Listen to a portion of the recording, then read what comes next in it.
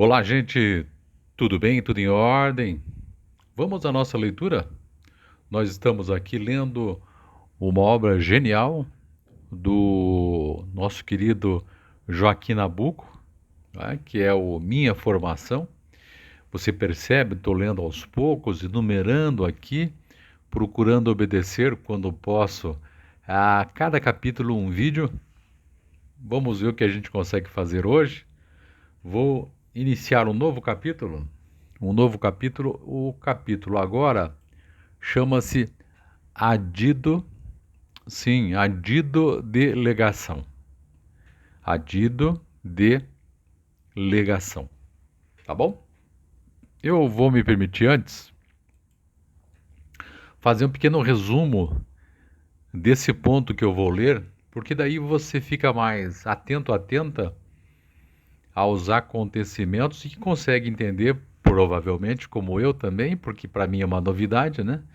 Eu só fiz o resumo antes aqui, mas agora vou me deter das minúcias, e espero que seja melhor assim. Se der certo, deixe seu recado até, eu mantenho esse tipo de leitura com o resumo antes. Se der errado, eu faço a leitura e faço o resumo depois. Vamos ver nas demais como é que a gente vai se comportar, tá bom? Isso é um teste, né? Vamos vendo direitinho e ver como é que funciona. Relembrando, esse livro me foi indicado lá no tempo da faculdade. Eu estava em débito comigo mesmo. O Joaquim Nabuco foi um sujeito excepcional. Ali na época, vamos falar 1870 alguma coisa. Então, ele estava vivendo aqui o reinado, segundo reinado do Dom Pedro II. Legal? Então é isso. Vamos lá então, primeiro eu vou fazer um pequeno resumo aqui deste, deste, deste segmento que eu vou ler.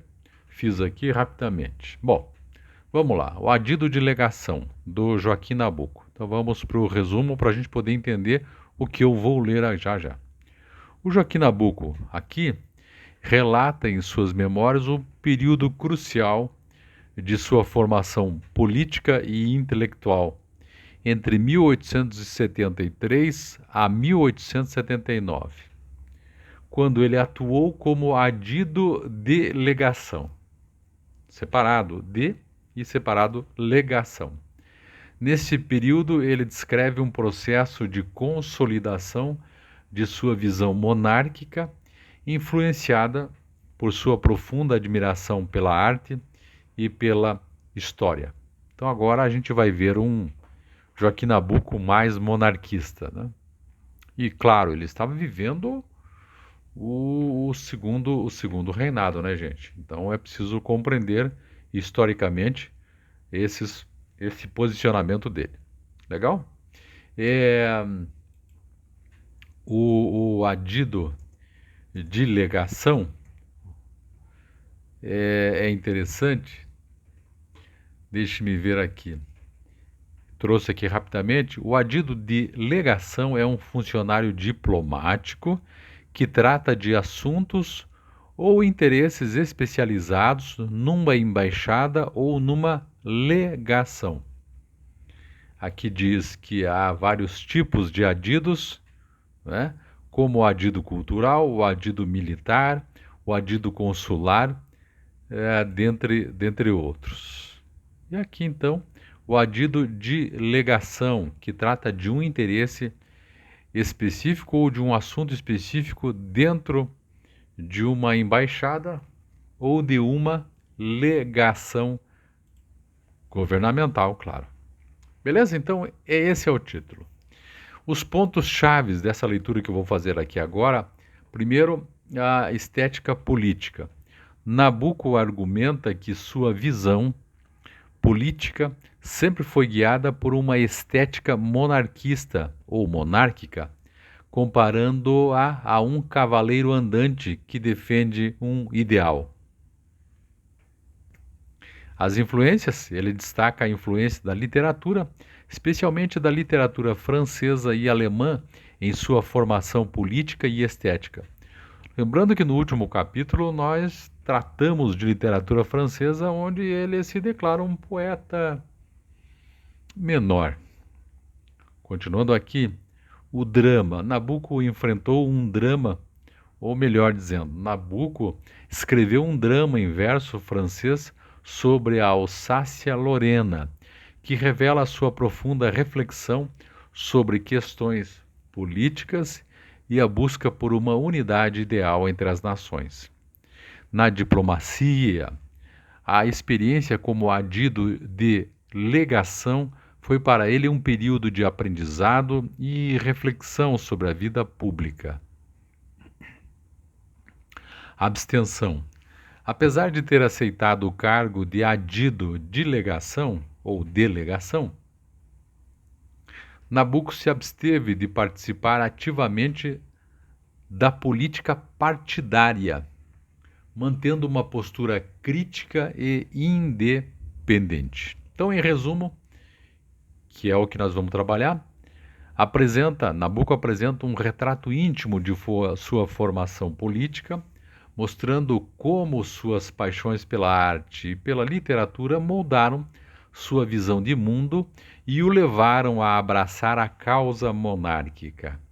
Ele destaca a importância da estética e da idealização de suas escolhas políticas, revelando um homem complexo e intelectualmente inquieto. Legal? É isso aqui basicamente o resumo. Quero dizer que eu me vali para fazer o resumo de inteligência artificial, né? Então agora eu vou ler este capítulo de adido de legação. Então, espero ter ficado melhor para a gente poder compreender agora com detalhes o nosso capítulo. Valeu, gente? Então vamos lá. Estou na página 82 de 230, então nós temos muita coisa para ler aqui. Adido de legação. Durante os 5 anos que seguem, 1873 a 1878, a política é para mim secundária, quase indiferente, mas esse mesmo estado de espírito é, com relação à monarquia, um processo de consolidação, porquanto, graças a todas essas fascinações de arte e de poesia, a minha estética política, segundo a expressão de que me servi, encerrava-se, isolava-se, cristalizava-se na forma monárquica.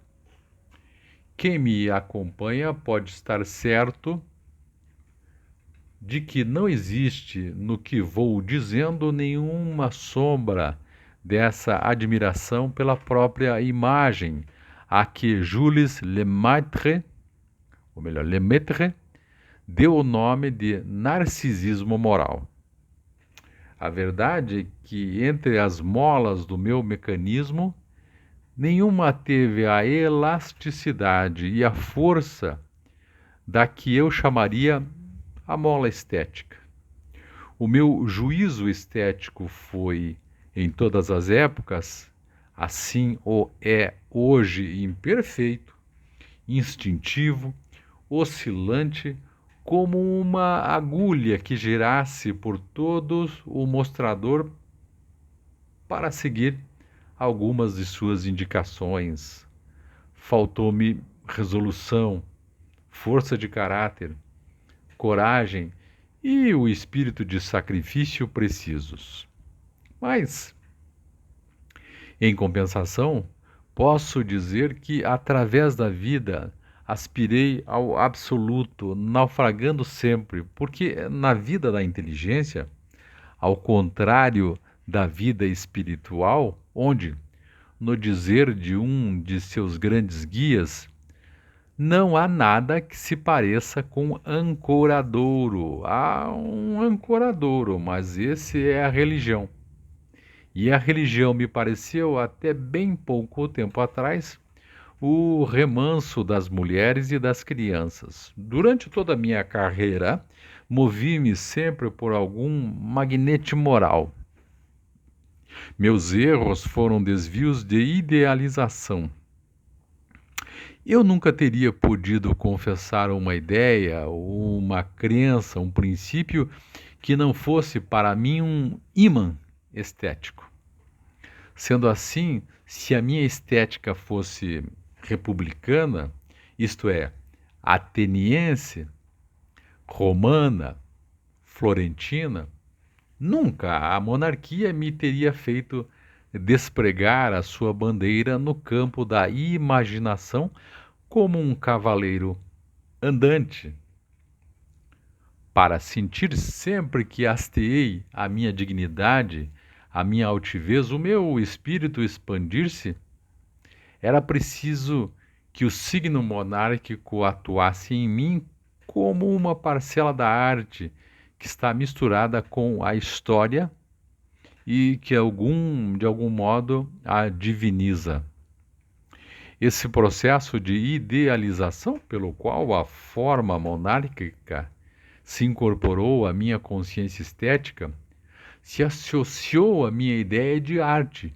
É o principal trabalho político que se opera em mim desde o ano de 1873 até o ano de 1879, em que tomei assento na Câmara. Nesse intervalo, eu tinha voltado à Europa e vivido um ano nos Estados Unidos.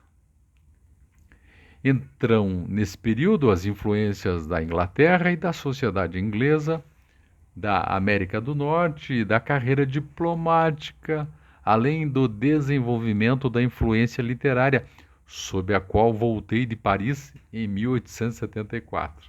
Nós vimos no último capítulo.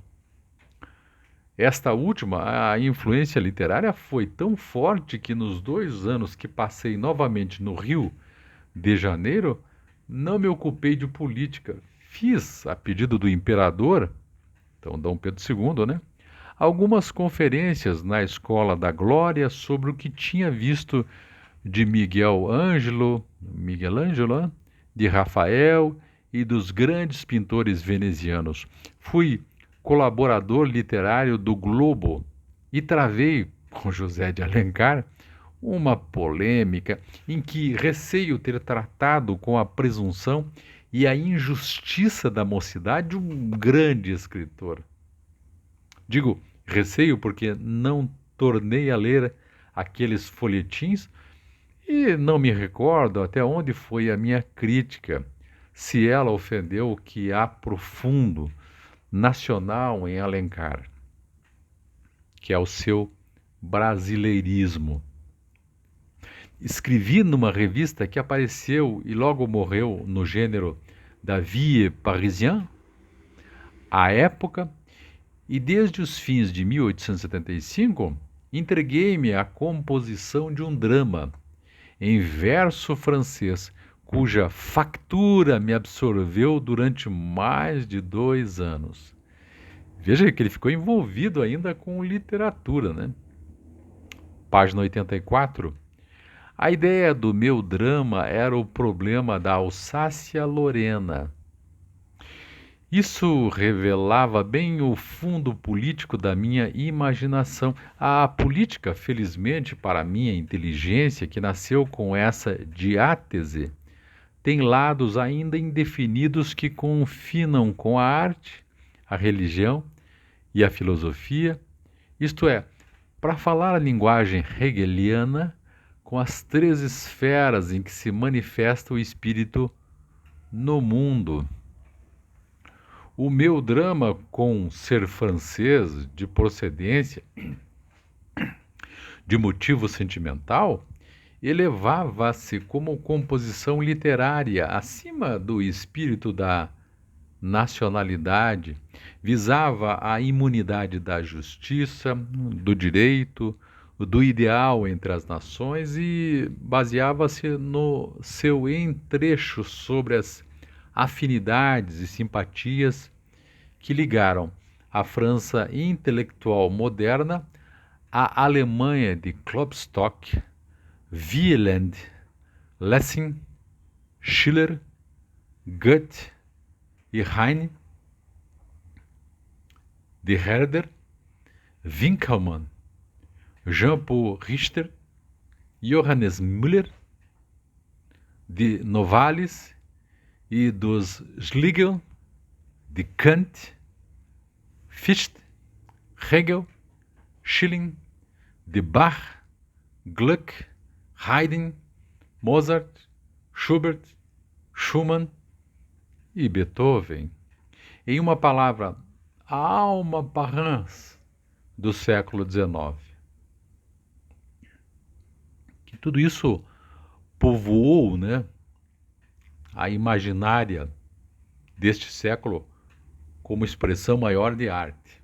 Você veja que a Alemanha contribuiu bastante para esse movimento. Por uma aparente anomalia, ao passo que eu era politicamente, como disse, thierista ou republicano em França, o meu drama saía todo legitimista e católico. Lembrando que esse Thiers foi governante da França quando ele esteve por lá.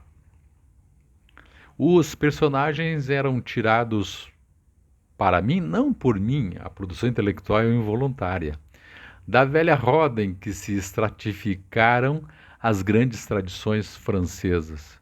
Isso quer dizer que o inconsciente, que é em qualquer de nós o nosso único talento, o nosso único poder criador, era em mim, qualquer que fosse a causa, fosse ela o instinto, fosse a cultura, distintamente monárquico.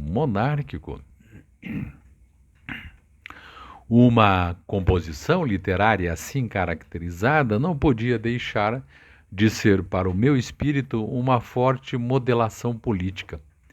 Para não voltar a falar desse drama, cuja única qualidade é talvez ser inédito, contarei desde já que, depois de o fazer e refazer, copiá-lo e tornar a copiá-lo, acabei-o em 1877, em Nova York. Tenho no meu diário desse ano a data em que, depois de um jantar, com um egoísmo inflexível de autor, inflige a leitura desses 5 anos a um pequeno conselho de amigos de que fazia parte o barão Blanc, então ministro da Itália em Washington, ultimamente ministro de Estrangeiros. Ele me terá perdoado esse sacrifício ao qual ele mesmo se ofereceu para ler o escrito dele. O Enigma Europeu da Alsácia-Lorena, que é o fundo da Tríplice Aliança, lhe terá imposto na consulta serões mais penosos e fatigantes do que aquela assentada do Buckingham Hotel. A indiferença política em que me achava, a predisposição literária que acabo de descrever, fez-me entrar para a diplomacia em 1876. Eu tinha perdido 5 anos desde a formatura, mas esses 5 anos não me teria ocorrido aceitar qualquer posto das mãos de um ministro conservador ou liberal. O preconceito, o extremo partidário impediam essa apostasia. Nesse intervalo, porém, a intransigência se tinha gastado toda e agora me parecia plausível a ideia que nunca antes me viera de que os cargos públicos não são um monopólio do partido que está no poder e devem ser confiados a quem melhor os pode desempenhar. Nem era pretensão da minha parte pensar que um lugar de adido delegação estava ao nível de minha capacidade e situação social. Era, pelo contrário, uma sensível redução de pretensões anteriores, porque, ao sair da academia, creio que só o lugar de ministro me teria contentado. É aquele negócio, ele tinha saído da faculdade, né, de Direito, da academia, E na cabeça dele, ele era o cara. Uma indicação só de ministro. Só que agora a coisa mudou de figura. A ambição em mim foi se progressivamente restringindo à medida em que fui vivendo. Não quero dizer que se tenha deslocado do pessoal para o real, do efêmero para o duradouro, isto é, que se tenha gradualmente elevado. Graças a Deus, porém, na esfera das competições que formam a luta pela vida, ela nunca deu combate a ninguém. Relembrando que o Nabucco era um homem de posses, então não acho, sinceramente, que ele não estava atrás de um emprego público, assim, para ganhar a vida, né, como a gente vê por aí. Não sei. É o que eu sinto. Vamos continuando, gente.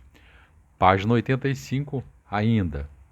Talvez eu tenha sentido um pouco a desdenhosa voluptuosidade do seguinte provérbio: as glórias que vêm tarde já vêm frias. Como a ambição foi em mim toda de imaginação e despontou pelos meus 18 ou 20 anos, nada podia ter vindo para mim que não chegasse tarde. Do ponto de vista em que me coloco hoje, sinto bem que o pouco que me tocou veio a tempo, no momento em que eu estava apto para o receber, e que o que não veio deixou de vir porque não me convinha ainda, e eu teria naufragado. Aqui aquele velho pensamento, né? Às vezes certas coisas vêm para nós como oportunidade na idade certa. Porque isso já aconteceu comigo. Às vezes a gente é muito novo, não aproveita aquela oportunidade em todos os sentidos e faz bobagem. Então aqui ele diz, veio no momento certo e veio exatamente o que tinha que vir. A impaciência da mocidade, porém, não me deixara apreciar então a generosidade do veto da fortuna, que me excluía do que eu não estava interiormente preparado para aproveitar. Nesse tempo, eu não tinha a menor ideia de que uma grande vida pública precisa ser alumiada, como a arquitetura de Ruskin, entre outras lâmpadas do sacrifício, da verdade, da imaginação, da beleza e da obediência. O talento, a forma, a eloquência, o que tinha brilho exterior, tinha para mim maior valor do que o espírito interior de fé, continuidade e submissão que único inspira e forma os verdadeiros padrões humanos. Traduzindo agora, ele mais velho compreendia que essa carreira pública que ele está entrando precisa ter uma vertente de humildade também, não é? E quando jovem, acho que ele não tinha muito isso, pelo menos intelectualmente.